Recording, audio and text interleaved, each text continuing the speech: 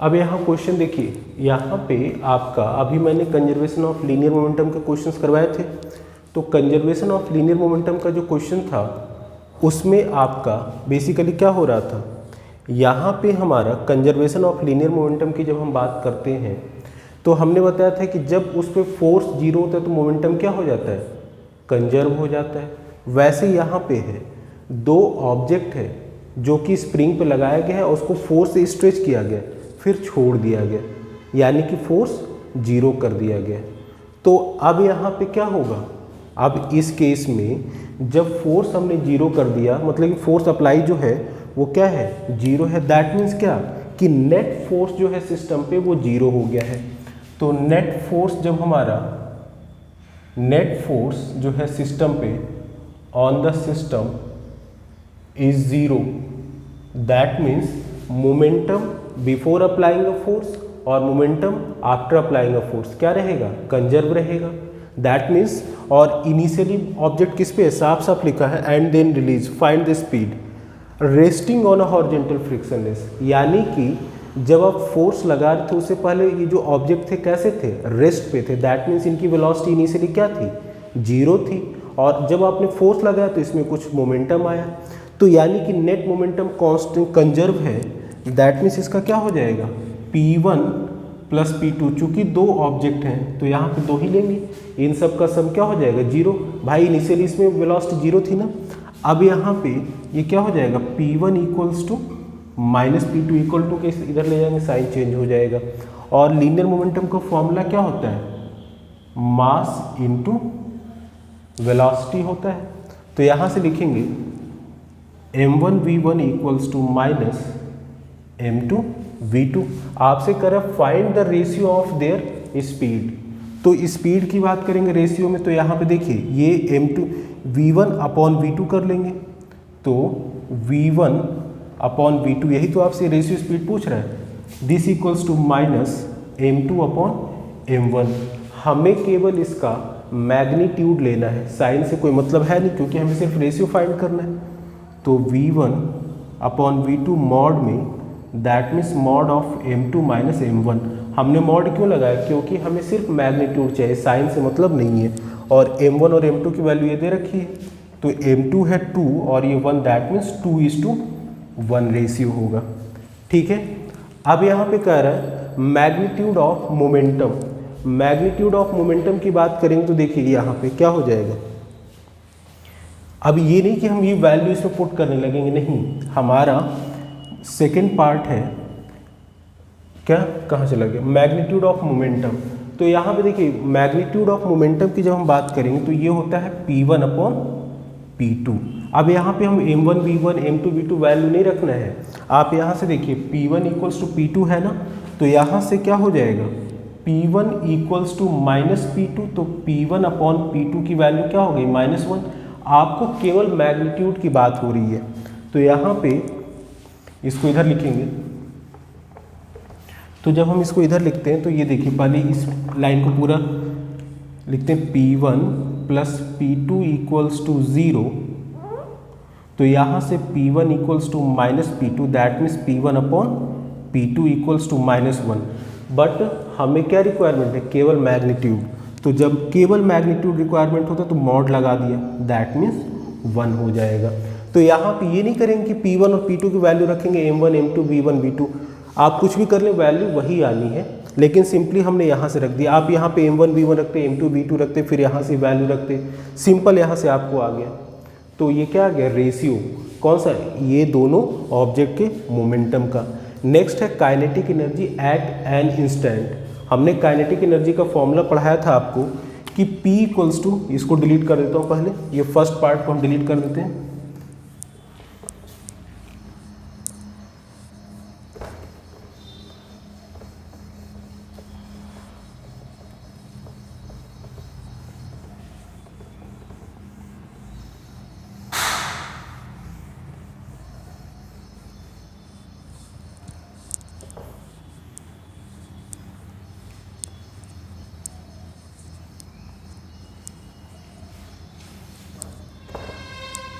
अब यहाँ देखिए थर्ड पार्ट में है kinetic energy at an instant.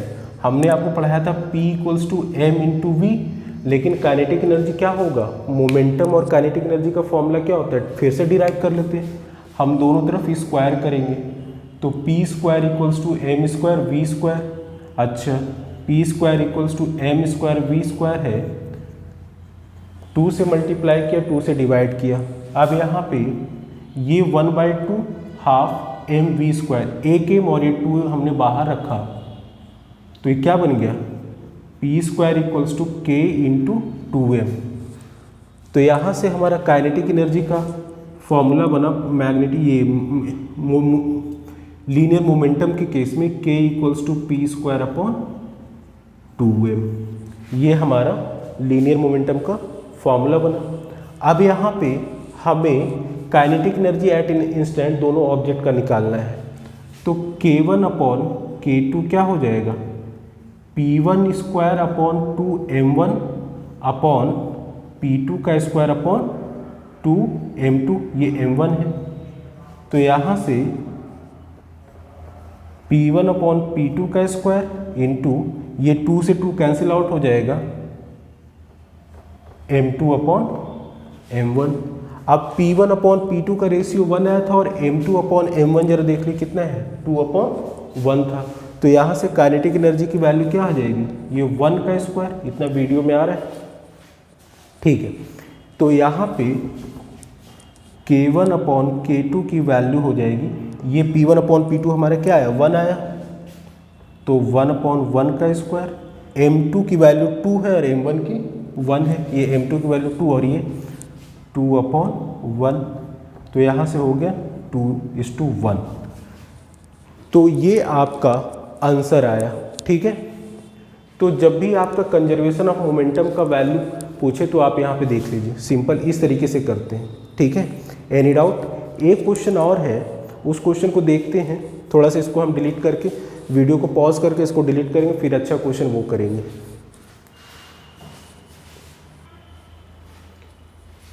देखिए यहाँ पे ये क्वेश्चन है, ये कह रहा है कि एक गन है जिसका मास कैपिटल M है और ये एक बुलेट को फायर करता है, ठीक है।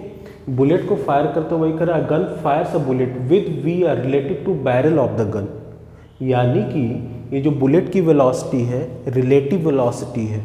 और यहाँ पे एक और चीज़ क्वेश्चन में है कि initially system is at rest, initially system जो है is at rest, initially system किस में है, रेस्ट में है, ठीक है। तो जब सिस्टम रेस्ट में है तो उस केस में आपका मैंने बताया था ये फायर किया और हॉरिजॉन्टल पे इस तरह से मूव करेगा, बुलेट आगे की ओर जाएगा तो गन का सिस्टम क्या होगा, पीछे की ओर जाएगा। तो यहाँ पे इनिशियली सिस्टम रेस्ट में है, फोर्स लगने के बाद क्या हुआ, बुलेट आगे चला जाएगा और गन पीछे चला जाएगा। तो यही आपको कह रहा है find the recoil speed of the gun, gun पीछे किस वेलोसिटी से जाता है। तो देखिए यहाँ पे आपका हमने माना कि ये v वेलोसिटी से जाता है, बुलेट आपका रिलेटिव वेलोसिटी है इस तरीके से जो कि ये 60 डिग्री है, ये आपका VR है। तो यहाँ पे ये हो जाएगा VR cos 60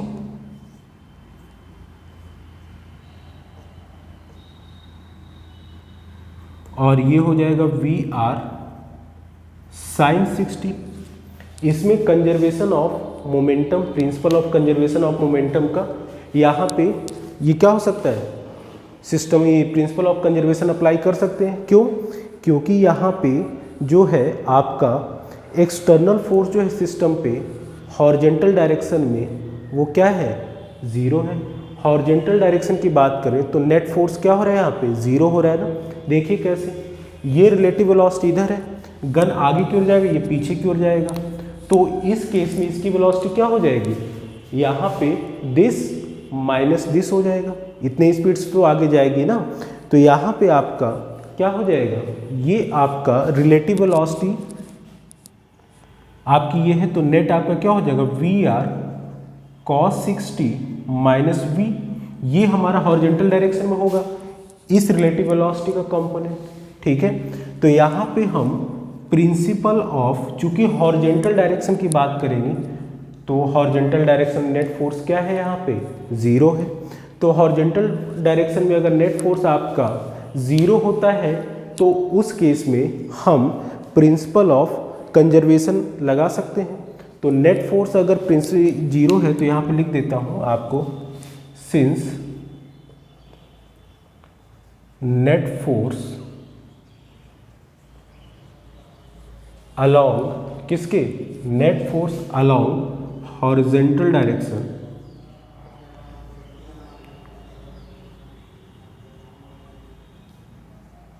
इज 0, तो यहाँ पे इसलिए applying principle of conservation of momentum, principle of conservation of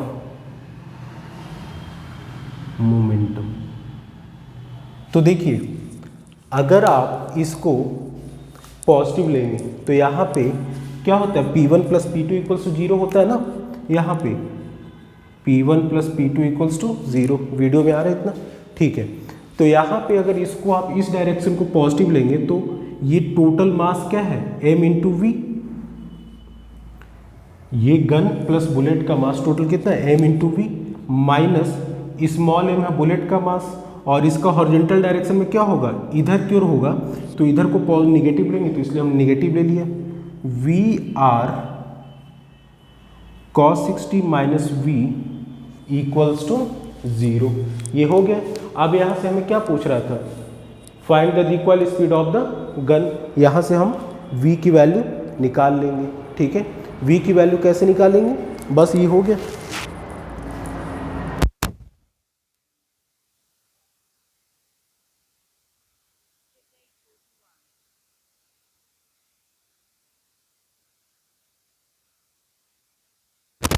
cos 60 की वैल्यू क्या होती है, 1/2, cos 60 cos 30 हमारा √3/2, यस 1/2 माइनस वी। तो यहाँ पे इसको अगर इधर लिखें, वीडियो में आ रहा है इतना, ठीक है, अभी स्पेस है, तो यहाँ से ये इसको अब यहाँ से हम इसके बाद यहाँ पे लिख रहे हैं, तो capital M V equals to 2m VR, नहीं ये 1/2, और ये वाला इधर आ जाएगा तो ये हो जाएगा, ये मास इससे भी मल्टीप्लाई होगा, दैट मीन्स ये, तो v स्मॉल m प्लस में, तो यहाँ से अगर हम करेंगे तो v अगर कॉमन हो जाएगा तो हो जाएगा small m plus capital M equals to MVR upon 2। यहाँ से इधर चला जाएगा तो ये हो जाएगा capital V equals to M upon small m plus capital M VR upon 2। Video में आ रहा है इतना, ठीक है। तो ये हमारा बन गया आपका बुलेट का रिलेटिव, ये बुलेट का रिकॉइल, यानी कि जब ये गन का ये रिकॉइल स्पीड ऑफ गन, जब गन पीछे हटेगा तो उस केस में कितने स्पीड से गन पीछे की ओर बैक मारेगा, वो आपका ये स्पीड होता है। दिस इज VR, ये हमारा VR है, ठीक है। चलिए नेक्स्ट क्वेश्चन नेक्स्ट लेक्चर में। तो ये बेसिकली हम किसको, ये सब क्या पढ़ रहे थे, न्यूमेरिकल और प्रिंसिपल ऑफ कंजर्वेशन मोमेंटम। यहाँ पे हॉरिजॉन्टल डायरेक्शन नेट फोर्स क्या हो गया, 0 हो गया ना, ये आगे चला गया, ये पीछे चला गया, बस इतना ही तो हो रहा है, ठीक है। कोई एक्स्ट्रा फोर्स लगा रहे हैं हम, एक्सटर्नल नहीं लगा रहे हैं, तो यानी कि एक्सटर्नल फोर्स क्या है, 0 है, तो कंजर्वेशन ऑफ मोमेंटम लग जाएगा। इनिशियली ये रेस्ट पे था इसलिए 0 हो गया, ठीक है। चलिए थैंक यू।